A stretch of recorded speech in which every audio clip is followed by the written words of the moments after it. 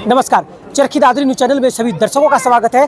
इस समय चरखी दादरी जिले के गांव बेरला के सेडूपुरी धाम जो है वहां पर हम मौजूद हैं और यहां पर दीपक कुमार ने एक नेशनल स्तर पर एक अवार्ड जीता है। पेंटिंग बनाई उन्होंने। ग्रामीणों से बातचीत करने वाले हैं कि इस दौरान किस तरह से वो अपनी खुशी जाहिर कर रहे हैं। जी नमस्कार। नमस्कार जी। आपका नाम? जगप्रवेश, मैं जी रिश्तेदार हूँ इनका। इन्होंने कला स्पर्धा में अपना अवार्ड जीता है। कला में, कला साहित्य में अवार्ड जीता इन्होंने। जो चित्रकारिता बनाई थी? हाँ, चित्रकारिता मेरी माँ की जो जीवन है उसके ऊपर इन्होंने पेंटिंग बनाई है, जो पूरे प्रदेश में अव्वल आई है। पूरे हिंदुस्तान के लिए इनका स्थान नियुक्त किया गया है। जी देखिए, दीपक कुमार को राष्ट्रपति अवार्ड मिला है। आज गांव बेरला में पहुंचने पर दीपक कुमार का भव्य स्वागत किया गया है। फूल मालाओं के साथ गुलाल हवा में उड़ाकर उनका भव्य स्वागत किया गया है। कुछ लोगों से भी बातचीत कर लेते हैं। जी नमस्कार। नमस्कार जी। आपका नाम? मेरा नाम राजेंद्र कुमार है जी। क्या आपके गांव के दीपक ने एक अवार्ड जीता है, इस बारे में? हाँ जी, अवार्ड जीता, नेशनल अवार्ड पेंटिंग कला में। हाँ जी। अच्छा, किस तरह से इनका स्वागत किया गया है? बहुत अच्छा स्वागत किया गया है जी, गांव की तरफ से बहुत ही अच्छा स्वागत। जी अच्छा, और जो युवा देख रहे हैं उनको क्या संदेश देना चाहेंगे? युवाओं को ये संदेश देना चाहेंगे कि दीपक जो है ना, एक बहुत ही गरीब परिवार से उठा हुआ बच्चा है, जिसने कड़ी मेहनत के साथ जो है ना ये पेंटिंग कला में, तो ये बच्चा भी जो है ना दीपक कुमार से प्रेरणा लें और अपना जो है ना ये ऐसा काम करें। जी देखिए, एक सामान्य परिवार से ऊपर उठकर इन्होंने अपने गांव, अपने ज़िले का नाम रोशन किया है। ऐसे में बच्चों को दीपक कुमार से प्रेरणा लेनी चाहिए। इस वक्त हमारे साथ दीपक कुमार मौजूद है। इन्होंने एक नेशनल अवार्ड मिला है, राष्ट्रपति द्वारा अवार्ड दिया गया है। इनसे हम बातचीत करने वाले हैं। सबसे पहले आपका स्वागत है। जी बहुत बहुत धन्यवाद आपका हमारे गांव में पहुंचने पर। ये कौन सा अवार्ड था? ये नेशनल अवार्ड है। किस चीज़ में? ये पेंटिंग में दिया गया मुझे। अच्छा, एक बात बताएं, आप काफ़ी सामान्य परिवार से हैं, कभी चुनौतियाँ नहीं आई? हाँ, चुनौतियाँ, हमारा फाइनेंशियली बैकग्राउंड उतना स्ट्रॉन्ग नहीं था, तो आर्थिक चुनौतियाँ रही हमेशा। जब तक अभी थोड़ी सी कम हुई हैं, धीरे धीरे हो जाएगा ठीक। सुना था पीएचडी भी कर रहे थे, बीच में ड्रॉप आउट कर दिया? हाँ, पीएचडी, क्योंकि आर्थिक चुनौती में शायद उसमें पैसा थोड़ा सा कम मिलता है, वो लंबे टाइम तक चलता फिर, तो इसलिए मैंने सोचा कि मैं जॉब करता हूँ या काम के थ्रू जाता हूँ। बाद में जब कभी जॉब लग जाए उसके बाद करूँगा। जी देखिए, इस वक्त हम दीपक कुमार के घर हैं और ये रसोई है और सामने कमरा है। जो लोग कामयाब नहीं होते वो बहाना बनाते हैं कि कामयाबी के लिए पैसा होना चाहिए, सुख सुविधा होनी चाहिए, लेकिन जो हमारे साथ दीपक कुमार है उन्होंने इन सभी चीज़ों से परे हटकर एक मिसाल कायम की है। जी, मैं आई थिंक जहाँ तक मुझे याद है 3rd क्लास से, उसके बाद धीरे धीरे जो हमारे ड्राइंग टीचर थे उन्होंने मुझे गाइड किया 10 से 12 तक गाइड करते चले गए। उसके बाद 12th के बाद मैं ड्राइंग टीचर का कोर्स करने गया था रोहतक में, तो वो 1 साल का करके मैंने ड्रॉप कर दिया था वो, क्योंकि मेरा BFA में एडमिशन हो गया था दिल्ली के अंदर, कॉलेज ऑफ आर्ट दिल्ली। और उसके बाद मेरा मास्टर्स हुआ है बनारस हिंदू यूनिवर्सिटी से, वाराणसी से। बहुत सारी चीज़ों को देख देख के फिर मैं जब बाहर गया तो कुछ टीचर्स से गाइडेंस मिली, तो उनके थ्रू मुझे पता चला कि इसमें ये स्कोप है, तो उनके थ्रू धीरे धीरे बढ़ते चले गए। मेरे गांव ने जो सम्मान दिया है उसके लिए मैं बहुत ज़्यादा उनका शुक्रगुजार हूँ। आशाओं से भी बहुत ज़्यादा मेरे गांव ने किया है मेरे लिए, और मेरा गांव हमेशा खड़ा रहा है। साथ ही साथ मैं आर्य समाज के योगदान पर भी उनके लिए बहुत बहुत आभारी हूँ, क्योंकि आर्य समाज ने मेरे जीवन में बहुत बड़ा कंट्रीब्यूशन दिया है। मैं शुरुआत से ही आर्य समाज से जुड़ा हुआ हूँ, और उनकी शिक्षाओं और उनकी जो भी गाइडेंस मुझे मिली है उसके बलबूते पर मैं अभी चलता गया और अभी यहाँ तक पहुँचा हूँ। जी अच्छा, जो लोग कहते हैं कि कामयाबी के लिए पैसा होना ज़रूरी है, सुख सुविधाएं होना ज़रूरी है, ऐसे लोगों को आप क्या कहना चाहेंगे? पैसा बहुत ज़रूरी है, लेकिन जब आप सच्चे मन से लगन से काम करते हैं तो वो बाधाएं भी आप पार करते जाते हैं। कहीं न कहीं से अगर भगवान रास्ता बना देता है, क्योंकि हमारे सामने भी आर्थिक चुनौतियां थी, लेकिन किसी ना किसी ने, हमारे गांव ने, किसी रिश्तेदार ने हमें बहुत हेल्प किया। मेरे गांव में बहुत हेल्प किया मुझे। सोसाइटी को मैं एक मैसेज देना चाहूँ कि अगर हमारे आसपास अगर कोई बच्चा ऐसा दिखता है जो बहुत काबिल है और उसके सामने आर्थिक चुनौतियाँ, तो अगर हम उसे 50 रुपये की में हेल्प कर सकते हैं तो हम 50 रुपये की करें उसको। तो ऐसी कोई प्रतिभा आपके आसपास दिखती है तो पैसे के अभाव में वो रुके नहीं, वो उसको अपना स्थान मिलना चाहिए। और हमारे गांव में बहुत सारी प्रतिभाएं हैं जो बिना किसी उपयुक्त उनको प्लेटफॉर्म नहीं मिल पाया और वो यहीं पर रुक गई। तो मैं मेरे गांव को, मेरे सोसाइटी को और मेरे जितने भी युवा साथी हैं उनको एक मैसेज देना चाहता हूं कि अपने जो भी आसपास दिखे अगर प्रतिभा, उसका सम्मान कीजिए, उसको सहायता कीजिए, उसको इनकरेज कीजिए लाइफ में आगे बढ़ने के लिए। ठीक है दीपक, कई बार ऐसी चुनौती आती है कि हम जिस प्रोफेशन में है, फिर जिस फील्ड में हम काम कर रहे हैं उसमें काफ़ी चुनौती आती है कि लोग कहते हैं कि इसे छोड़ दीजिए, आगे कोई भविष्य नहीं है, कुछ और कर लीजिए। क्या आपको भी ऐसे किसी ने डिमोटिवेट किया? जैसे एक होता है कि जैसे आप पेंटिंग में आप जा रहे हैं तो यहाँ के अगर इन्वायरमेंट में रहेंगे तो आपको उतना स्कोप का नहीं पता चलेगा उसमें स्कोप क्या है। जो आप बाहर जाते हैं तो आपको बहुत सारे स्कोप आपके पास खुलते जाएंगे कि इसमें ये भी कर सकते हैं, हम इस आर्ट डायरेक्शन में भी जा सकते हैं, हम पेंटिंग में फ्रीलांसिंग भी कर सकते हैं, और भी बहुत सारे स्कोप हैं इसमें। तो जिनको अच्छे से पता है वो उसमें अपने आप स्कोप ढूंढ लेते हैं। जी, मतलब युवा अगर इसमें आना चाहे, पेंटिंग करना चाहे, सीखना चाहे, आगे बढ़ना चाहे तो स्कोप है। जी, बहुत ज़्यादा स्कोप है इसमें, गवर्नमेंट जॉब के भी बहुत ज़्यादा स्कोप है, और आई थिंक सबसे कम मेहनत इसी ड्राइंग के क्षेत्र में ही है अगर गवर्नमेंट जॉब में जाना आपको। जी, आपको जो अवार्ड मिला है कौन सी एकेडमी है?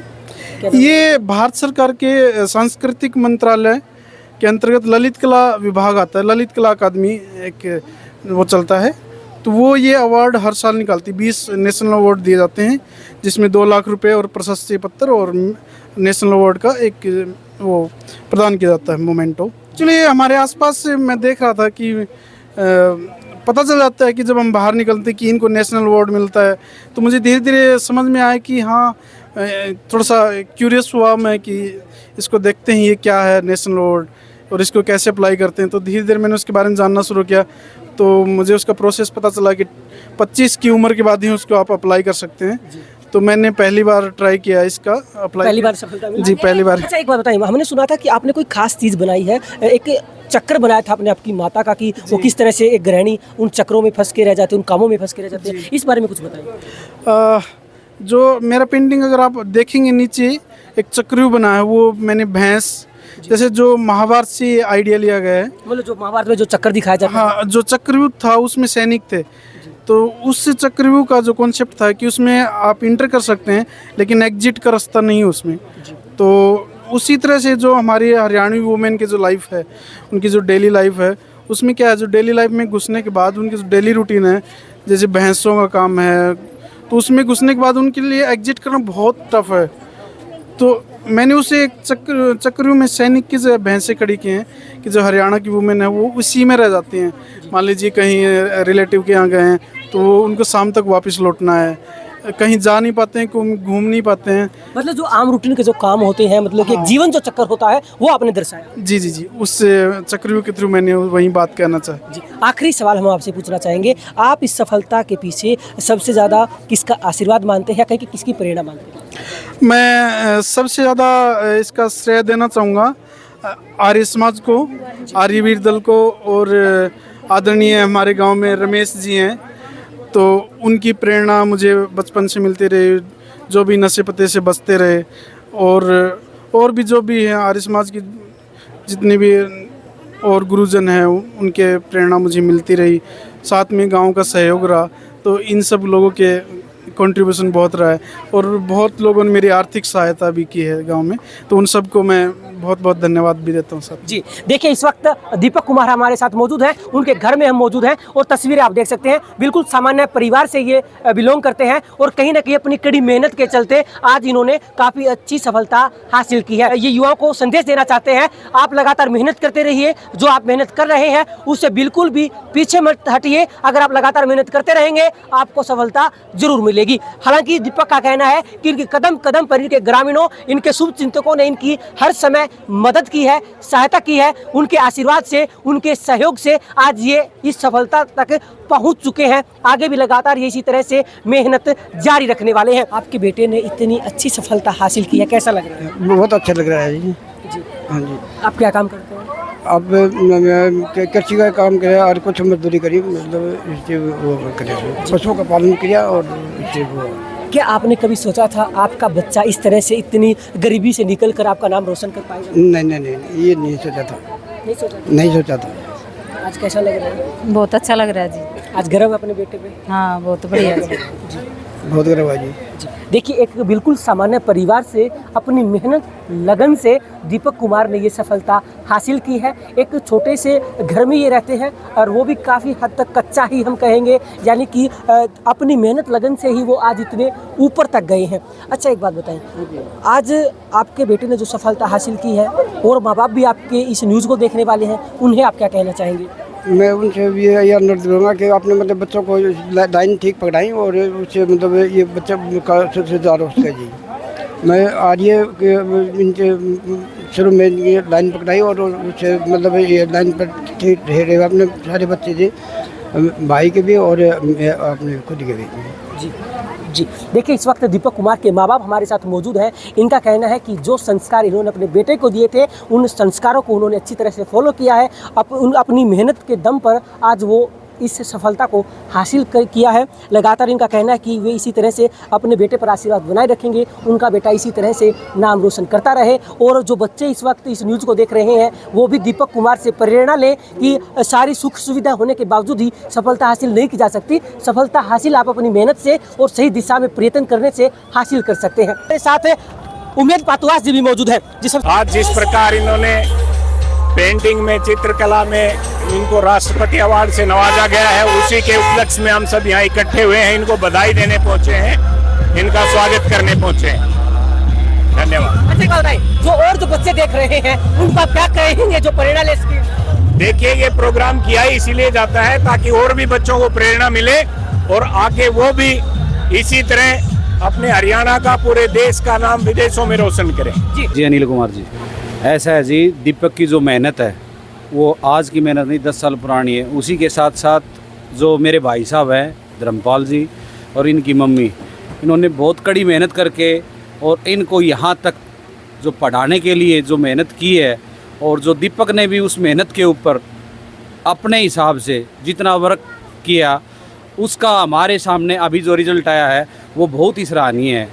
इसलिए मैं परिवार की तरफ से और मेरे भाई साहब की तरफ से दीपक को बहुत बहुत आशीर्वाद। इस वक्त दीपक कुमार के छोटे भाई हमारे साथ मौजूद है, उनसे बात कर लेते हैं। आपका क्या नाम है? अंकित कुमार जी। अंकित जी, आपके भाई ने इतनी बड़ी सफलता हासिल की है, राष्ट्रपति अवार्ड से उन्हें नवाजा गया है, इस पर क्या कहेंगे?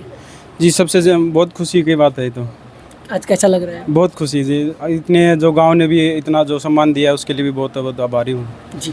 अच्छा एक बात बताएं, आपके भाई को इतनी मेहनत करने में कोई चुनौती तो नहीं आई?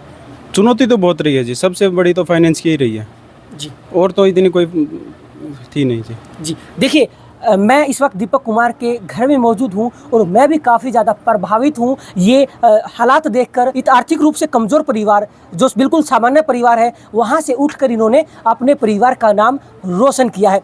सभी बच्चों को इनसे प्रेरणा लेनी चाहिए। जी मेरा तो यही कहना कि एक बार जब से मेरे याद में भी 20 साल हो चुके हैं, तो एक ही टीचर आया था वो 5-7 साल के लिए। इतने टाइम भी वो टीचर रहा तो एक विद्यार्थी, मतलब और भी बहुत हैं जो नवोदय में भी गए हैं, तो ड्राइंग के लेवल पे बहुत अच्छे जो काम कर रहे हैं। और दीपक भी मतलब नेशनल अवार्ड तक जीत के आया। तो कहीं से कहीं उनकी शुरुआत हुई थी, 6ठी क्लास से भी, जैसे टीचर थे इनके, तो कहीं ना कहीं से उनकी शुरुआत हुई थी। सब्जेक्ट लिया, बाद में उसमें कोर्स भी किया, तो इतने लेवल पे गए हैं।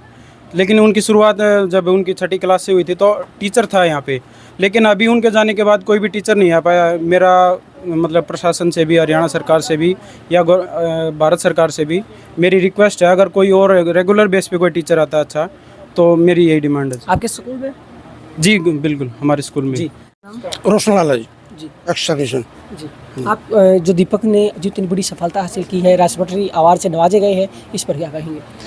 आज दीपक के हमारे परिवार का, गांव का और ब्लॉक का, जिले का, हरियाणा का, भारत का गौरव बन चुका है। इसके लिए हमारा और हमारे परिवार का जो ग्रामवासियों का इसने सुरक्षा किया है, उसके लिए हम दीपक को बहुत बहुत बधाई देना चाहते हैं। जी देखिए, जो दीपक कुमार है, उन्होंने कभी भी ये नहीं समझा कि हालात कमज़ोर है तो मैं सफलता करने से पीछे हट जाऊं, मैं मेहनत करने में कोई कसर छोड़ दूं। ऐसा कोई समय नहीं आया।